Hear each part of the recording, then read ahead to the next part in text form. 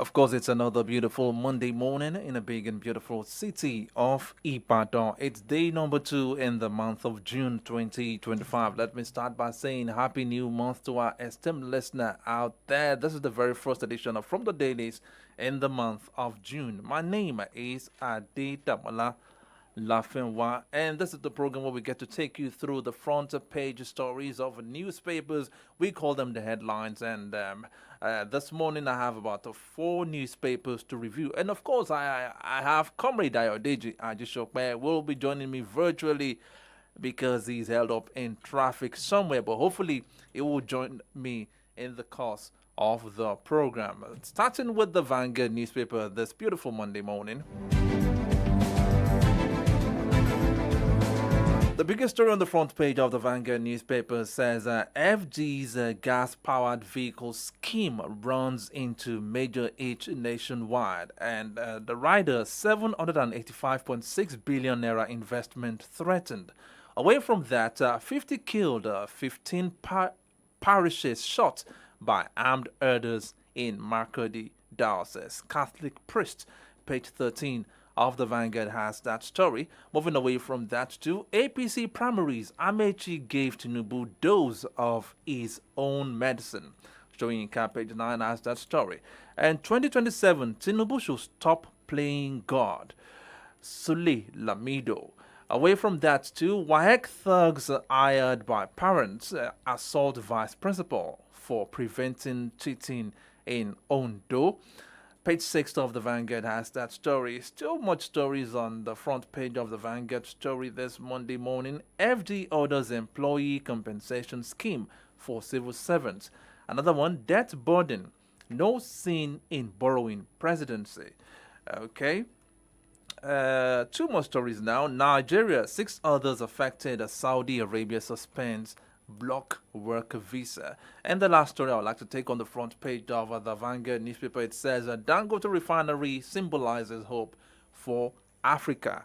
ECOWAS, page 5 of the Vanguard newspaper has that story.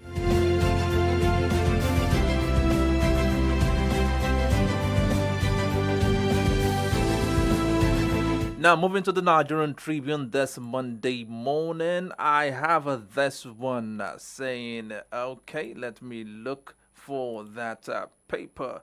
On the front page of the Nigerian Tribune, we have this one. And the biggest story actually on the front page of the Nigerian Tribune.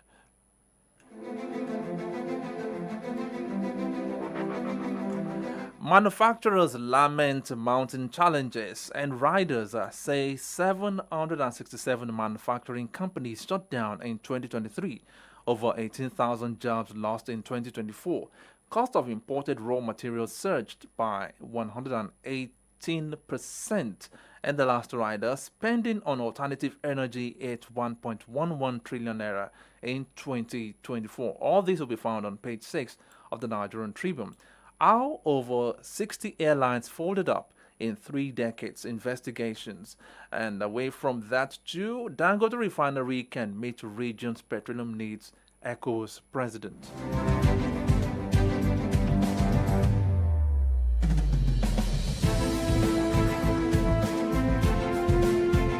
Now, talking about the ugly incident about the athletes or the Kano State contingent that died in that tragic accident. This is a story that has to do with that. Kano accident, fatigue, excessive speeding caused death of 21 athletes. FRSC, page 2, has that story. It's found on the front page of the Nigerian Tribune. FAAC, FAC allocation to states up by over 62% in 2 years presidency.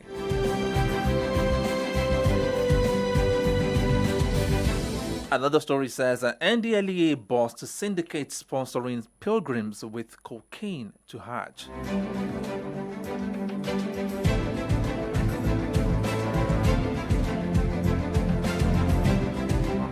Moving to the Guardian newspaper, on the front page of the Guardian newspaper, I have this one saying Saudi Arabia evicted 205,000 unauthorized pilgrims from Mecca. Away from that too, Arewa grieves over Niger flood disaster, Kano accident. Forum appeals for relocation of Giwa barracks as IEDs kill 9 in Borno. Page 3 of The Guardian has that story. And to the biggest story on the front page of the Guardian newspaper, 2027 opposition coalition shops for candidates as APC mocks efforts. And another one, economy not in crisis, says presidency, as Afenifere rates Tinubu low.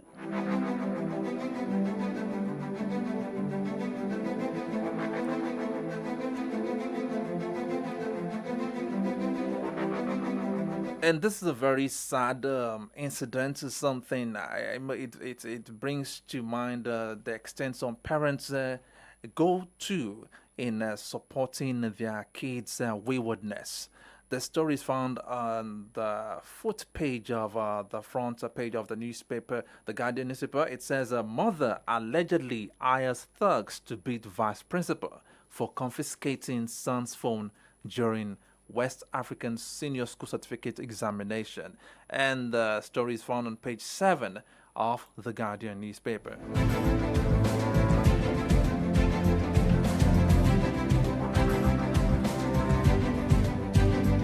Any moment from now, we'll be joined by Comrade AJISOPE to run analysis on the stories we've read so far. It's still from the dailies on Solutions 93.9 FM. It's 9:40. Stay tuned. I'll be joined by AJISOPE in a jiffy.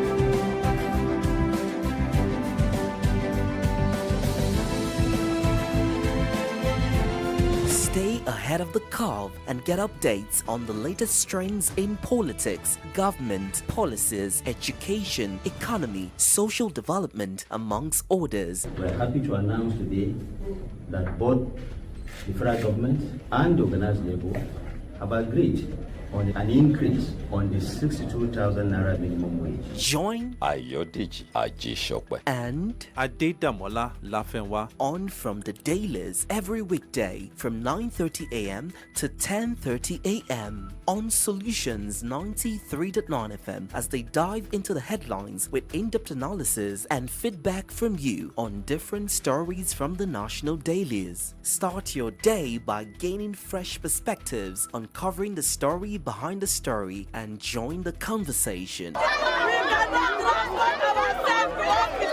Because your voice matters. From the dailies, the conversation never stops.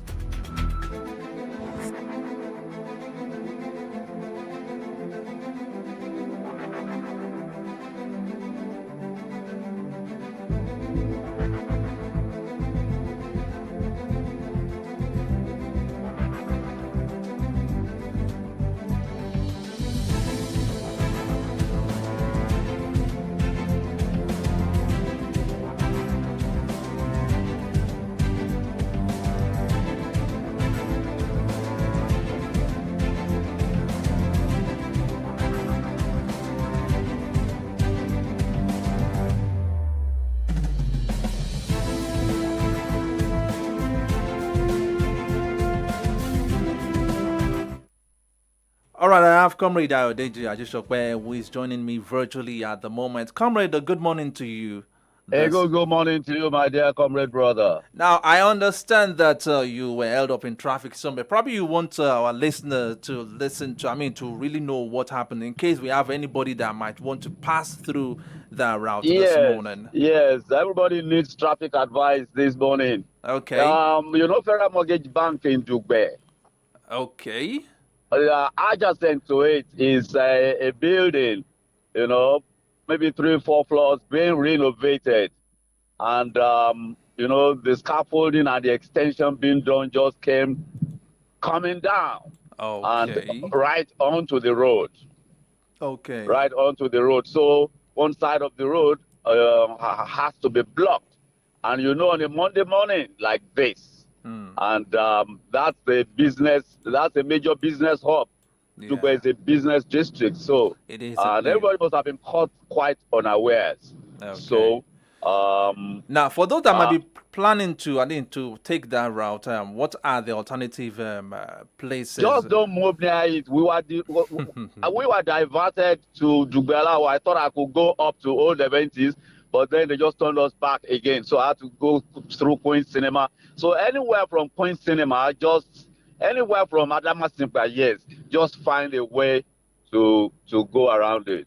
Okay. Just avoid it. Anywhere from Adamasingba, just turn in another direction to find a way out. Okay, noted Yeah. now. Okay, moving Yeah. to the stories we have in the papers this morning. I'm trying to look at the front page of the Vanguard newspaper because I know you'll be joining me live in the studio any moment from now. Yeah, very, very But let's shortly. run I've this. gone a detour Let's run with this Jericho. analysis a bit before you join me physically now. Now, this one says that debt burden, no sin in borrowing, presidency. I mean, sometime last week we read in the papers that the federal government is planning to embark on another borrowing amounting to about $180 billion, and that has raised a lot of concerns. Many people have been saying that why should we embark on that borrowing spree again? But the presidency has come out and said no sin in borrowing. I want to read the breakdown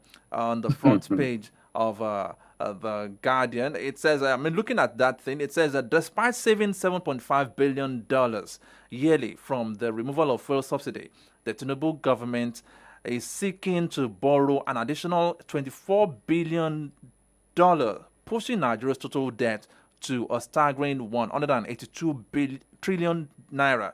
And that is about, breaking it down, that is about 802,000 naira per Nigerian.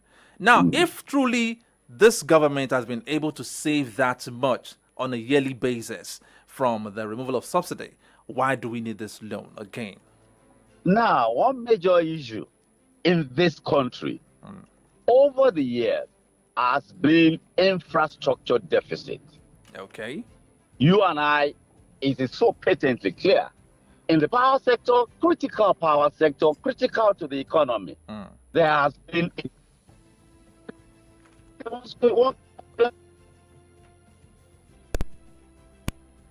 Hello, comrade, are you there? Hello, comrade. Hello. Your line is you're breaking up here. Can you hear me now? No, I can hear you loud and clear. Okay, please go ahead now. Go ahead. So the deficit in the power sector, critical infrastructure, critical to the economy, critical to the well-being of Nigerians. It is lacking. We're not even generating. I don't think we're generating more than 10,000 megawatts. And what we're generating, our our willing capacity, our capacity to transmit is not up to 6,000 at any point in time. That is ridiculous, embarrassingly ridiculous. And of course, there's been no investment in these sectors. That is why. And that is why the law that the Buhari administration, one of his legacy laws, the Electricity Act of 2023, is very, very important. But people are not willing to invest because if people are buying power at 38 naira, 56 naira, that's not profitable. You understand? So we are between the devil and the deep blue sea. Now, another thing is railway line. Okay. Buhari administration borrowed money for railway lines. Sadly, they invested the money in unprofitable routes. What are we going to profit? How will Kano Maradi pay its way? Even the Lagos Ibadan, is it paying its way? You understand? Yeah. Because it goes through Abeokuta and all of that. I'm not going to sit in a train for 2.5 hours if I can do Lagos Ibadan by road in 1 hour. So all this infrastructure, the tertiary education, deficits everywhere. All right, comrade. And, if you say infrastructure, which aspects should the government in power pay more priority to? Is it infrastructure or the well-being of Nigerians? It is the infrastructure that will improve if power is stable. If there is power supply for 12 hours a day in this country, especially in daytime, 14 hours, it will bring relief if it is across board. But If the look at comrade, the relief you and I in know Ibadan that now. over the years, in the past years, we've had many administrations come up and lay claims to the fact that these loans they borrowed were meant for infrastructural development with no results. Yes, You look at the yes. amount of money being invested in power sector alone, a lot of loans taken in the years back, which we are still paying back. Well, it is now the duty of the public, the media especially, to do scrutiny, appropriate scrutiny, to make sure that all these monies borrowed, on our behalf, because it is Nigeria and Nigerians that will eventually pay back. All these monies are properly, that's what SERAP does, advocacy and all of that. So these are the things. That's why I said we must be alive to our responsibility.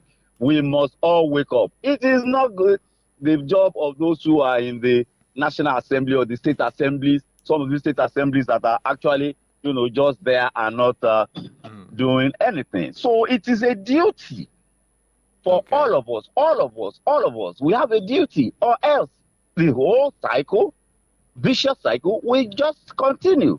And it is endless. So we have a responsibility.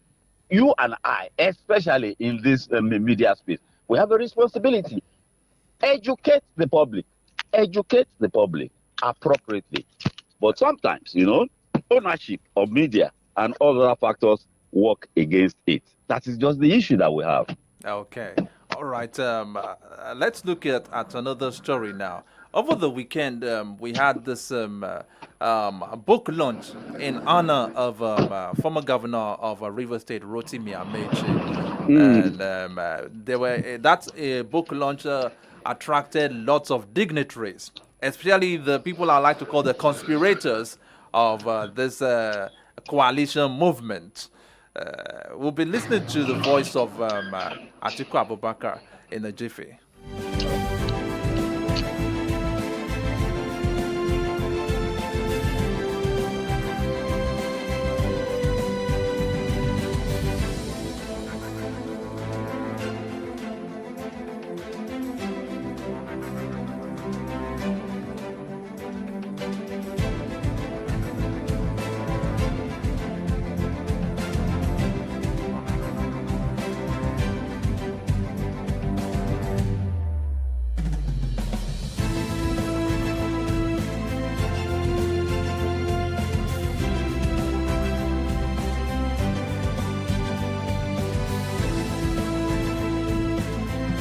All right, Comrade AJISOPE, nice to see you live in the studio. Yes. It's funny how you were able to maneuver your way driving and still participating on a live program. Well, It shows how skillful and I don't know. But I commend you for the that. important thing is to get the job done. Get the job done. No matter what, the show must go on. The show must go That on. is the You know saying. that. All right. Before you came into the studio while we're having the call, I said that there was a book launch this weekend where, in honor of Rotimi Amechi, and it attracted lots of dignitaries. And one of such dignitaries that attended that event was Atiku Abubakar. And he made a statement. He said, this present government is weaponizing poverty. Let's take a listen at Atiku Abubakar saying that. Your Excellencies, Your Royal Highnesses, distinguished ladies and gentlemen, before I make my few remarks, I want to amend a little bit of amendment and state weaponization of poverty. Why I say so, when I was growing up in the North, the most prosperous city or state was Kano State. The most prosperous. And incidentally, as soon as I finished my secondary school, my first location was Kano State. I never saw people sleeping outside. Then there were no villages of flyover. I never saw people sleeping outside or outside the shops. in Kano State. Recently, people were all over state sleeping under the bridge, on the streets, who were driven out by poverty and insecurity. There is a state agency in Kano responsible for providing succor to such people. And they started doing their work and enlightening people and removing people from under the bridges and outside on the streets. What happened? They were called to Abuja and they were told to stop it. That is why I said I wanted to amend the topic of today to add state weaponization of poverty. Atiku Abubakar there saying that there is an ongoing movement which we call state weaponization of poverty. What's your take on that? Let's look at the statistics of poverty in Nigeria. Okay. Most certainly. I mean, it is not even from MBS, when you work globally acclaimed bodies, IMF and all of that, for food and FA and all of that. Poverty, the prevalence of poverty in the north is overwhelming and suffocating, maybe about 80% or 85%. Okay. Now, he said they were taking care of some children and all of that, and then they called them in Abuja. That there was an agency responsible for taking people off the streets and putting them in the right Did he places. put it? Did he put time to it? Did he put year to it? No, he didn't. Now, this is Kano. Without mincing words, the Northerners have held sway, you understand? Politically, militarily in this country, more than any other geopolitical zone. What have they got to show for it? Do you have Almanjeri in the South-South? Do you have it in the Southeast? Do you have it in the Southwest? The answer is no. You don't even have it in the North Central. You don't have it. It's not there. It's only in the Northwest. And in the Northeast that you have it. And what is the Almajiri situation? The political elite and the spiritual elite, they are in bed together against the people. Yes, Quranic education is education. But it is not, it is a religious education. It is not a type of education that you and I got in Western education that makes us to ask questions. You understand? Yes. Religion is dogma. You are just fed, and you are just fed. You are not to process. You understand? Every faith, whether be it Christian or anything, you are just fed, and then you take it in. So that is not the kind of education that makes you to ask questions. So these are people that are there, dogma, fed with dogma, and when they say go, they go. You saw what happened during the hunger strike now? Hunger protesting. Are you saying that weaponization of poverty only is by the political exists in the north? It is between the political and the spiritual elite in the north. Even though government should be blamed. Just try and remove those people from the streets and then put them in school. That governor will not win the election. Now, the Emir of Kano too was at that event, and he also spoke a little about what poverty truly means. Let's take a listen at Sule Lamido, the Emir of Kano, talking there.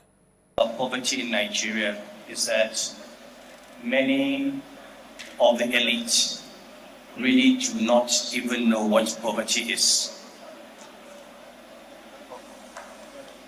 A lot of the time we talk about these numbers. The example the professor gave was a very potent example.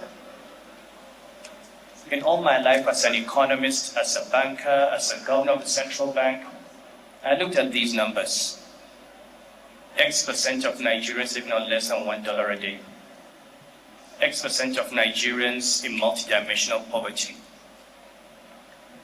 And the numbers are bad, but you don't know how bad they are until you actually go and look into the eyes of poverty. The case of that lady was an eye-opener for me. I did not know poverty until I became an emir. when you actually go to a village, see the water they drink, see the house they live in. When you're told there's a primary school in a village and it is a 2-classroom school without a roof and without a teacher. When you see malnutrition and you see their children, how they look, then you understand what poverty is. And the reality is, even the poverty we see in the urban areas in Kano or Lagos is nothing. It is nothing. You actually have to go where the majority of our people live to know what poverty is. So the first question I think we have to ask ourselves as leaders, not just the political leaders, all of us, is do we actually love the people or do we just love ruling over them?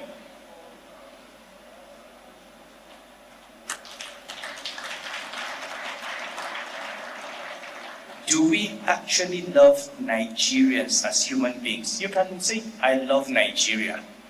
What is Nigeria? It's the people who live there. What are our priorities? Many years ago when I was in banking, the president of the World Bank came and he had a town hall meeting. I think it was in the Sheraton or the Hilton. And he said he wanted to meet for a change, ordinary Nigerians. And a gentleman, when he came to KIA, a gentleman from Kogi asked a question. It was an interesting question. He said, look, the village I live in, there's a river that we have to cross when it is not rainy season because there's no bridge. The only reason I made Abuja is that it's dry season and I could walk through that river to go and get a car. But my surprise is I came to Abuja and I saw so many bridges and there's no water. It was a profound statement. We build overheads and underpasses for ourselves, we build skyscrapers, and we think we are developing. Meanwhile, people cannot come out from their village to go to hospital. Pregnant women cannot get antenatal care. There is no concern, there is no investment in emergency services. Just yesterday, 115 people died in Mokwa from floods. So, I think we should come back to that basic question. Do we love the people? The Emir of Kano there asking a very cogent question there. Asking all the leaders, do we really love people or we just love to govern them? I mean, looking at the level of poverty. Yeah, it's a fundamental question. You know, it is no longer, I think for 99% of those who are in the public space, elected and appointed officials, and that's, you just take out the bureaucracy. The bureaucracy that used to be the buffer, you understand? That used to be the buffer between the politicians who hold sway and the people. That buffer was removed, or do I say damaged, in the purge of 1976. The bureaucracy who question and stop the political leadership from doing certain things. But when the bureaucracy was damaged, they became a part of the problem. Now, do people love... Somebody told me about 4 years ago that he ran for House of Reps, not in Lagos, not in Ibadan, not in Kano. He said he's expended about 400 million naira to secure the ticket and win the election. So what was he going to do there? You understand? What was he going to do there? And then you see, there is this consideration. The moment you are in office, the calculation is another time. The one you have on your hand, why don't you just do it? I tell people, and I think we said it here last week, what is Awolowo remembered for today? Where are the roads and bridges Awolowo actually built? Yes, maybe it opened up those places, but where are those bridges and roads? All we remember about Femi Awolowo for today, and we will continue to remember him for, is education and health services that he introduced. And of course, the one they call integrated rural development. You recall that just recently, maybe about 6 years ago or 5 years ago, the governor of Oyo State went to one of those integrated rural development facilities that Femi Awolowo built, and then resuscitated it. It was a Gary making something, you understand? That is, cooperative and all of that. So, you think these people have a vision? They don't. That is why when they come into office, you say 7-point agenda, 13-point agenda. How many? You don't need more than 3, 4. You understand? Health, education. I mean, I don't. But you see, you can't do everything. You understand? You cannot do everything, but you must do the fundamentals. Health. You must even say health is wealth. Now, do we say that our leaders don't know the right things to do? Or they are unable to set their priorities right? That's the way to put it. Because it's about priorities. At that same event too, I told you that a lot of dignitaries attended that book launch in honor of Amechi at 60, Rotimi Amechi at 60. Another person that spoke at that event was Nasir El-Rufai. He said that the problem is not really about poverty, but about putting incompetent people in power. Let's take a listen. Let's take a listen at El-Rufai's statement. And yet, here we are. We are back together because Nigeria is in its biggest trouble since 1914. We're together working, conspiring to build a coalition to take Nigeria back on track, because it is off track. I just want to say one thing and then I will take my seat. Many people have spoken about recognition of poverty and whether politicians are deliberately using poverty as a weapon. I don't think so. Poverty recognizes itself if allowed to exist and fester. That's what has happened in Nigeria. I don't think politicians are that smart. Even sit and recognize poverty. And for me, having been in private sector and public service, and have been a keen observer of our political deterioration, I believe that the problem that we have,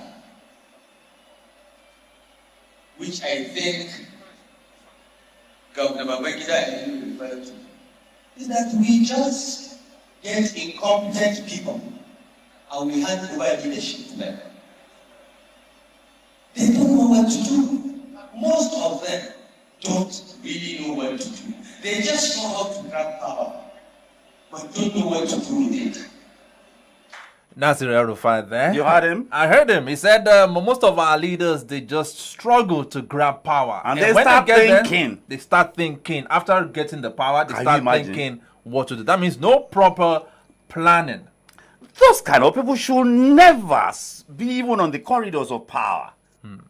Because, what are they thinking? They are without vision. And of course, the Holy Book says people without vision, they will perish. And then you put somebody like that at leadership position. We have seen video clips of those who are representing us at the national level, unable to express themselves. Express themselves verbally. And of course, all these things come from within, from the depths of who we are. And these are the people. So what is the criteria for representation now? Recruitment in church, but recruitment in the political space. Do we blame these people, these leaders that are not prepared? Or do we blame those of us, we that elected them into office? We don't ask cogent questions. We don't ask the right questions. There are those who they call the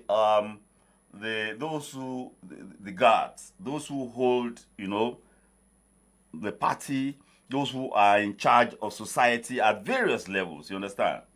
The guardians. They are the ones that allow them pass through. And what used to be the criteria? Service. You must have a record of service. You are coming from nowhere. You bring $1 million, you start distributing money. And then that's criteria. There used to be one political lord in this town. So I will go there once in a while to see some drama. Then they were saying, the Baba was saying, this boy, we're going to send him to Ilea Shofin. And then somebody told the Baba, said, Entoma Wambe, the person occupying the space currently is a pharmacist. And the Baba said, you understand? See, the other guy was trying to say, this one is knowledgeable now. This one you want to put there does not even have school start attempted. And then you want to replace a university degree holder, matured, experienced. It is one thing for the Godfather to appoint somebody to put down as a candidate. It's another thing for the electorate to now vote for that person. Now, who are the people voting for? It is now that people seem to be voting for parties. You understand? People are distinguishing now between party and individuals. But the clincher should be, let's have independent candidates. And then it is a photograph of the person that is running. He doesn't have a party. We put his photograph there. You understand? People can identify that show ni, and then they will thumbprint. But you see, I just want to believe we're evolving, but we are in a bad location. Comrade, by this time next year, I hope that campaign will have started in earnest. Has it not started? Now, then you'll see people coming out. All those leaders, those in power now that have been so unreachable now, they come down to our level and start telling us things. And then they start. Are we asking the right question from them? I remember during the Kamala Harris and Donald Trump's campaign, for every time I listen to the speeches of Kamala or Trump, at least you could pick cogent points. These are people that had plans. These are the things I'm going to do if elected into office. I'll do this. Most of the things Donald Trump is doing today, he actually said everything.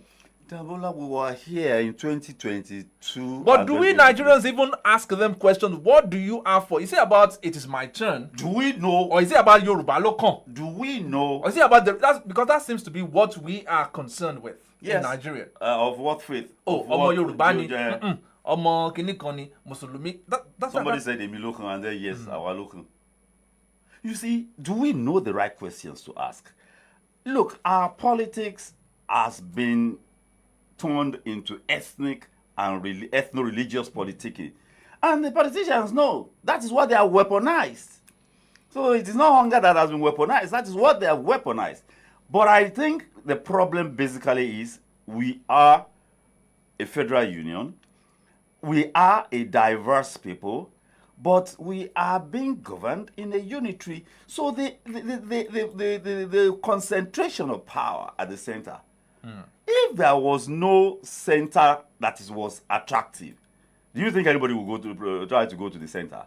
If the center is unattractive, the center will even look, just ceremonial, just to represent the union, defense, foreign affairs, and a little all of that, and currency and all of that. But now the center is so powerful and attractive. I mean, if not for that, and that has taken development away from the federating unit, where the development should actually come from. Look, we are in between the rock and a hard place in this country. Now, we're talking about 2027 now. Opposition coalition, there is a build-up. Virtually, most of the people that were at that event over the weekend are members of this build-up to coalition. And you could hear Nasir El-Rufai say that his mission is to save Nigeria from Save Nigeria from what? That Nigeria has derailed. When? When did Nigeria under the leadership of Nigeria did not derail when he was minister. Nigeria did not derail when he was BP.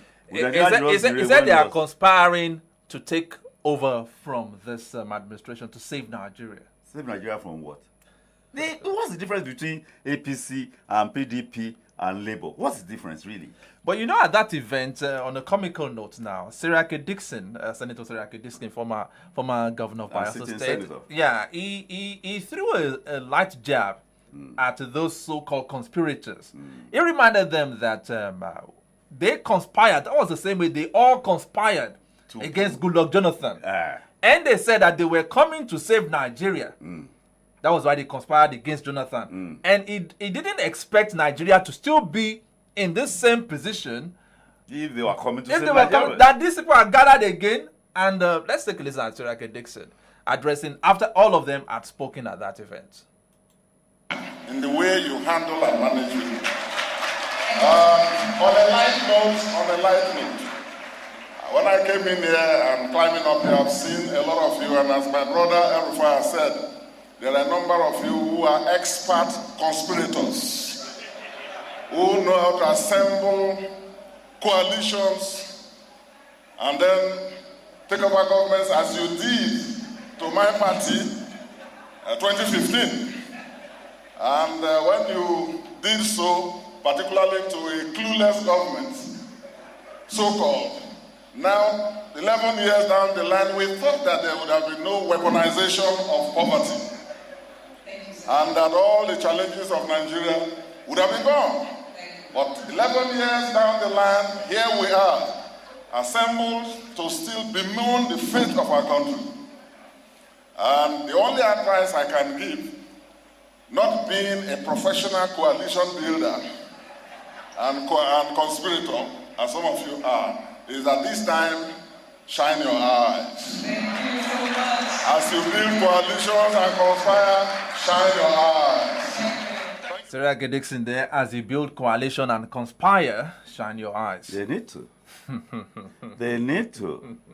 Because the man they are conspiring in court now against is a combination of a bulldozer, a lawnmower, and what else? You see, it has brought us no good. Let me tell you one thing. In 2014, when this thing started, Clueless and all of that, you know the progressives in court are master propagandists. You know, Clueless, all sorts of things. What is it that they didn't call that man? But the only question I asked in 2014, and then they started with Say Baba, and then what was the final one they did do? After Say Baba, Change. And then, you know, in the north, they added Dole. Dole. Then that was when I said all hope was. When I saw 30-year-olds that didn't know Jack, you understand? And they were saying Buhari was the answer. For me, I don't have any problem with that. But the only thing I asked was that, what value did Muhammadu Buhari add to himself between 1985 and 2015 that he was coming to add to Nigeria? What value? Where did you see him speak? And what did he say? The time he came to your state in 1999 or something like that was to lead a delegation of Fulani people to fight on behalf of that some Fulani who were killed in Okiogun.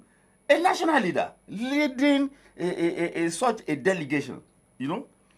Those are the only things to remember him for. When he was head of PTF, Dr. Junaid Mohammed, former deputy speaker of the House of Reps in the aborted Third Republic, said he went to him and informed him that all sorts of criminality was going on under his nose as PTF chairman. And he presented him with documents and said, he now called him a few weeks later that he should come. And he said, what have you done? What have you done any investigation? And the Buhari said he has investigated. And said, so what are you going to do to them? And said Buhari told him, Junaid Mohammed is late now.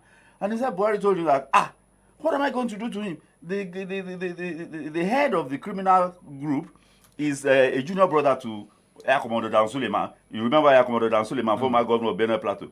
So can you imagine? And that was the man that was coming to nepotism at the highest. So that was the man they conspired. And Bola Ahmed Tinubu is complicit. And he was key to that coalition. And the only thing he was thinking of was Buhari was going to pave way, you understand, for him. That was why he said Emilokan. Because there was an arrangement. There was an arrangement. How can Muhammadu Buhari, an ultra-conservative, and Bola Ahmed Tinubu, purportedly a progressive, be in bed with him? And they say it to save Nigeria. No, it wasn't to save Nigeria. It was to Buhari. The only objective of Buhari was to get to power. And you imagine, Bola Ahmed Tinubu was so bold to say, "Osungun television, assistant president." You remember the other?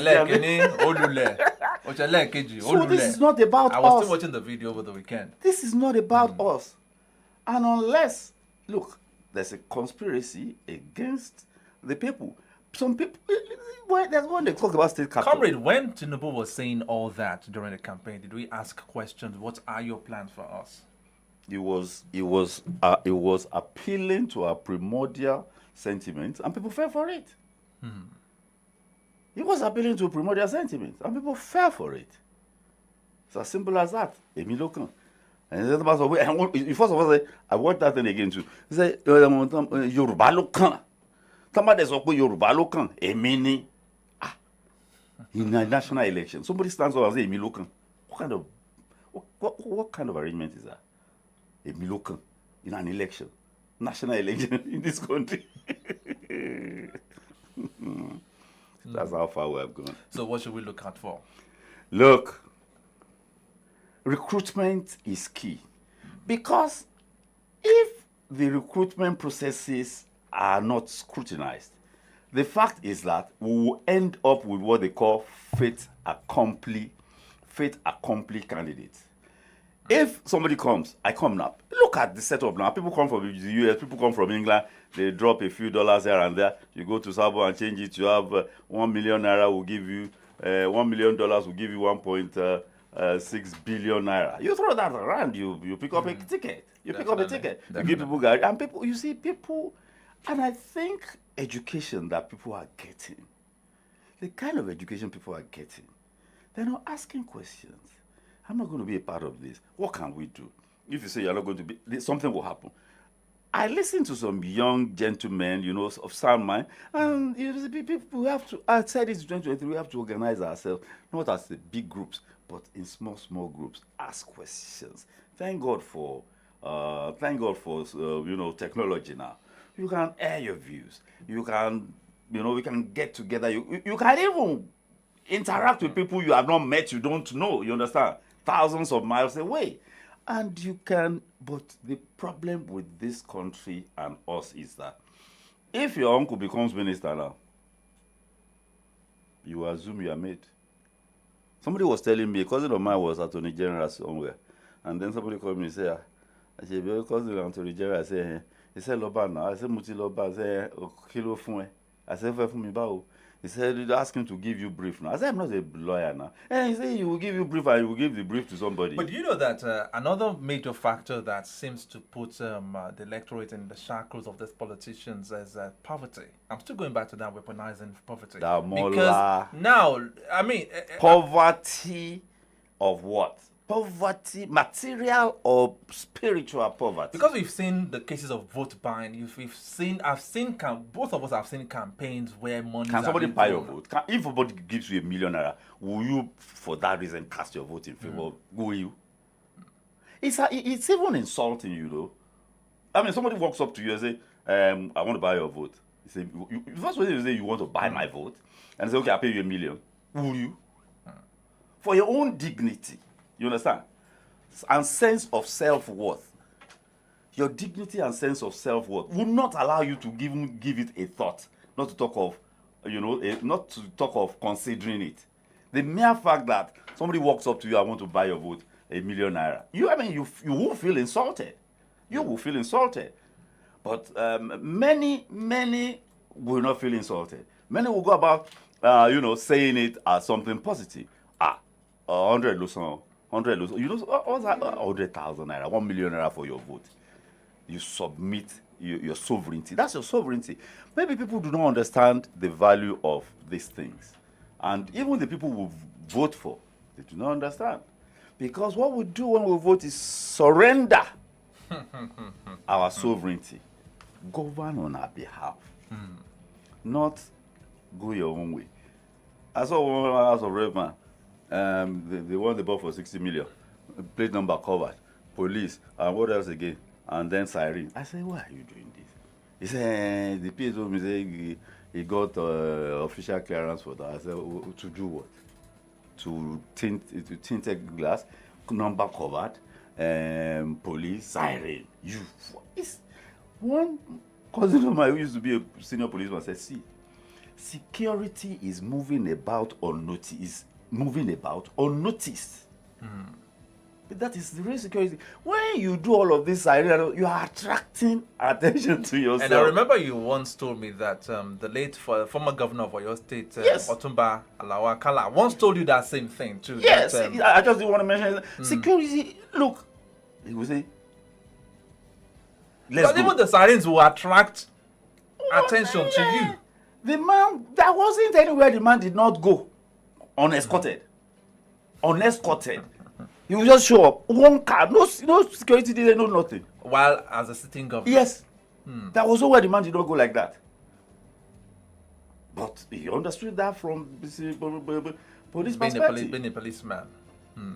So, All right, comrade, before we wrap up, there is this particular ugly incident. Mother allegedly hires thugs to beat vice principal for confiscating son's phone during WAEC examination.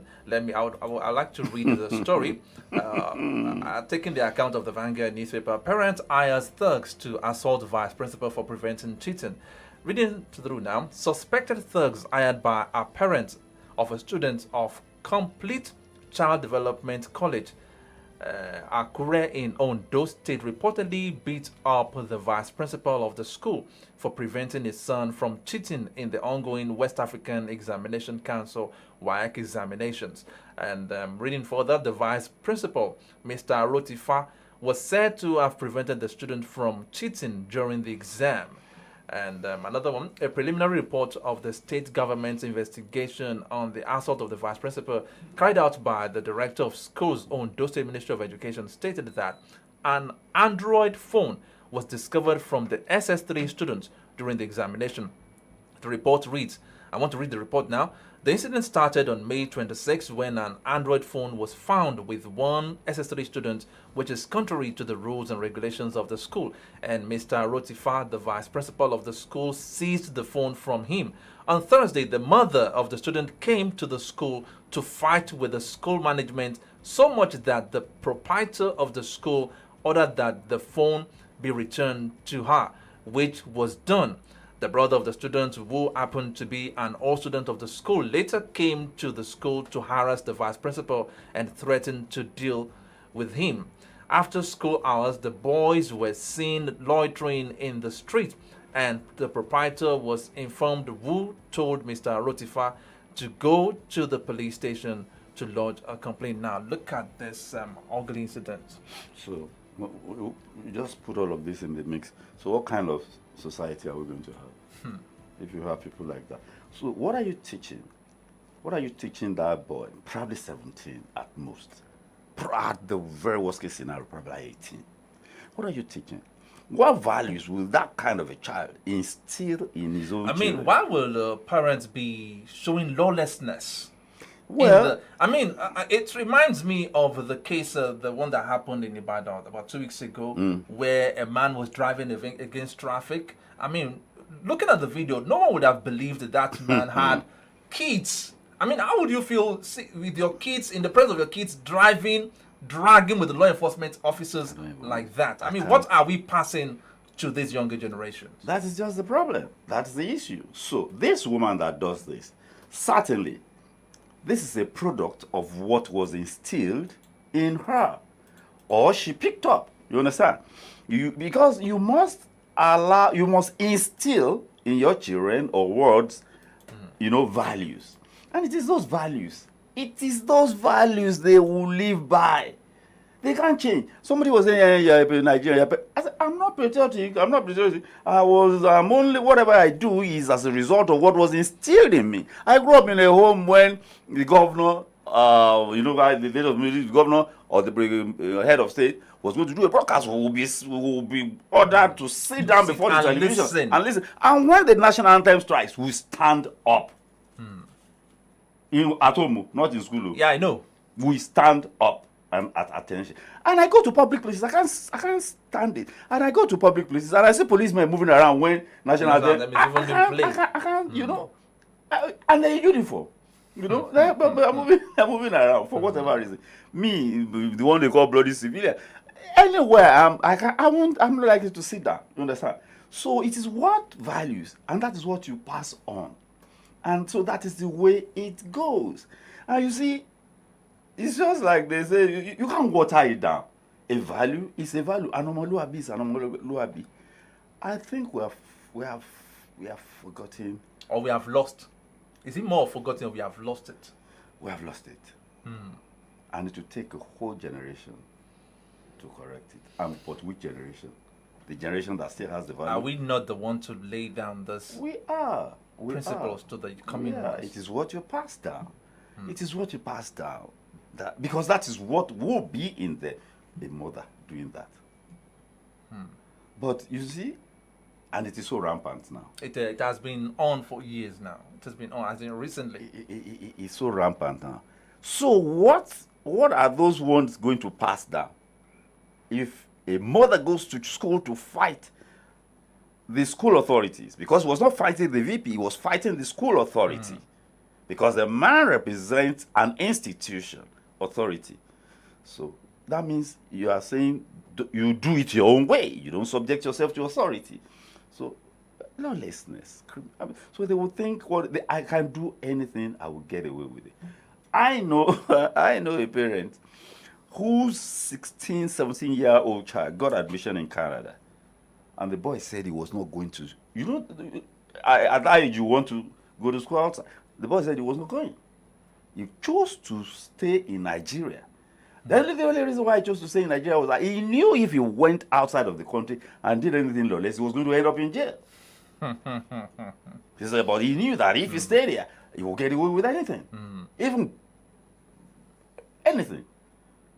So he got away with everything here. And he was eventually, sent out. He didn't spend one semester in one major university. He was just chased away. Over there? Yes. So you can't get away with, but here in Nigeria. So, because if the boy knew, as young as he was, that he knew he has what they call backing. Yeah, I understand. How can you say there is backing? There is the law. The law is the law. And it must be operated like that. But okay, Comrade AJISOPE, thank you very much for being a part of the program this beautiful Monday morning. Yes, another beautiful week we have here. No, the very first one for this month. For this month. Yeah. The 6th month. The 6th month, yeah. Thank God. All right. Thank you very much once again, Comrade.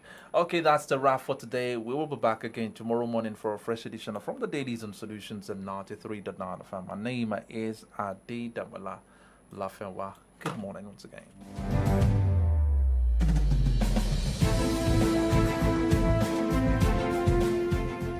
The views and opinions expressed in this live broadcast are those of the participants and do not necessarily reflect the editorial policy of Solutions 93.9 FM.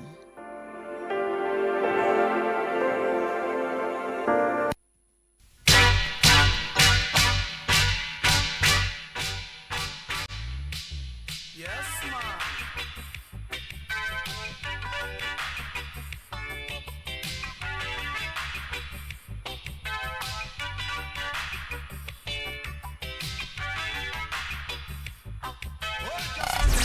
93.9 FM.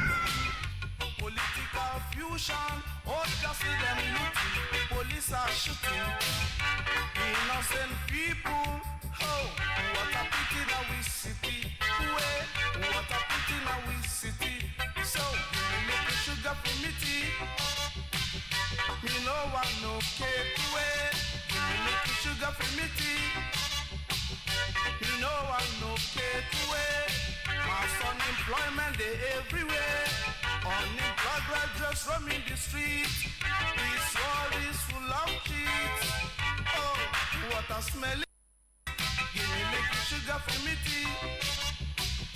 Me no want no cake away. Give me little sugar for me tea. Me no want no cake away. Empty promise for the masses. Legacy of colonial masters. You start walking and pay you taxes. The money disappear with no traces. Give me little sugar for me tea. Me no want no cake away. Give me little sugar for me tea. Me no want no cake away. See them flying from the sky, while I walk on the land. See them want I and I day, cause of I and I dread the head. Give me little sugar for me tea. Me no want no cake away. Give me little sugar for me tea. Me no want no cake away. Ooh, me no want no cake. Chill with, ooh, me no want no cake. Chill with, chill with.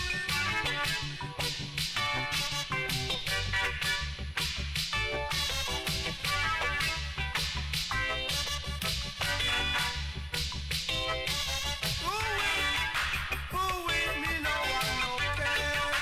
Ooh, me no want no cake. Lord,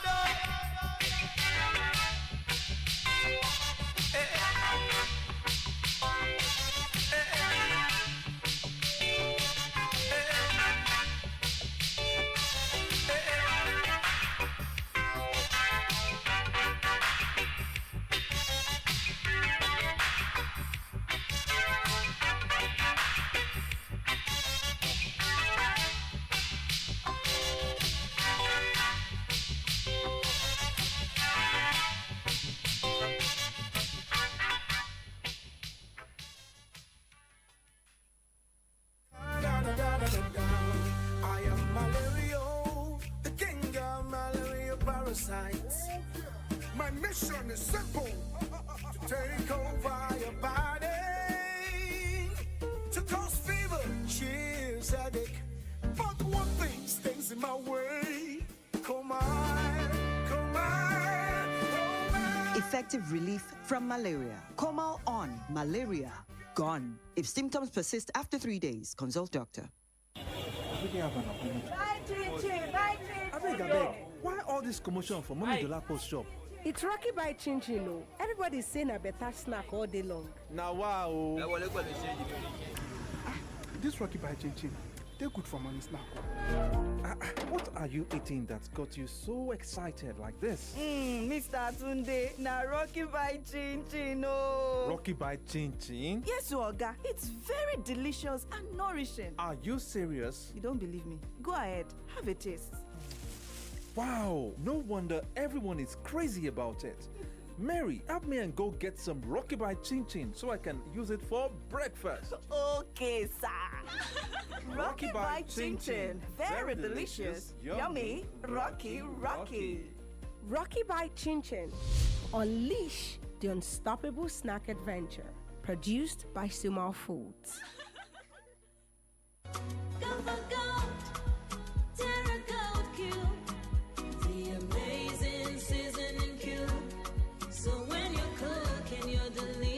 Meals, don't compromise. Go for gold. Rich, consistent taste for cooking mouth-watering soups, stews, and jollof. Choose wisely. Choose Gold. Terra Gold Seasoning Cube. 1 cube. Endless possibilities. Terra Gold. How do we make our cooking come alive? Oh, for that tasty meal where you like, oh, I mean, you want cook food to impress, oh, Whether it's jollof or na stew, even for porridge or spaghetti, cook to impress with Pepper Terra.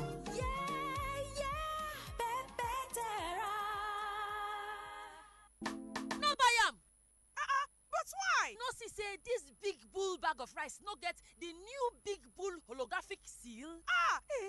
Na true. Introducing the Big Bull Holographic Seal Tape, your favorite authentic Big Bull rice, 50 kg and 25 kg. Now with holographic seal tape. This is to ensure you get the premium product from Big Bull rice. Do not buy if the holographic seal tape is not on the bag or is broken. Big Bull rice. Tasty rice nourished you.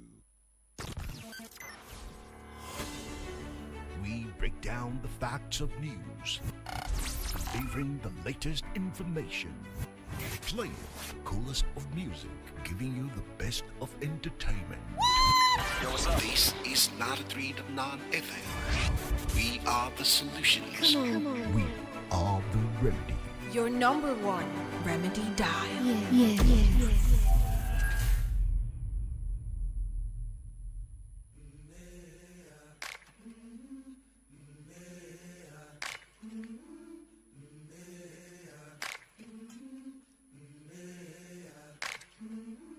I've been walking with my face turned to the sun.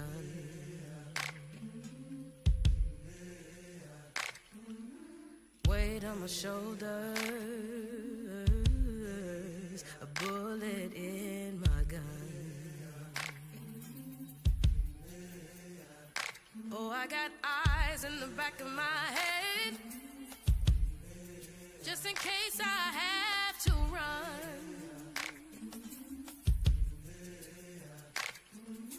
I do what I can when I can, while I can for my people.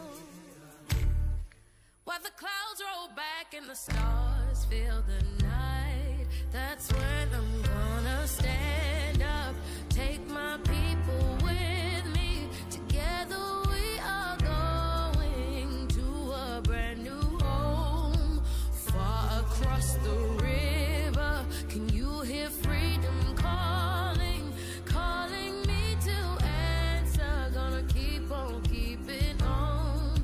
I can feel it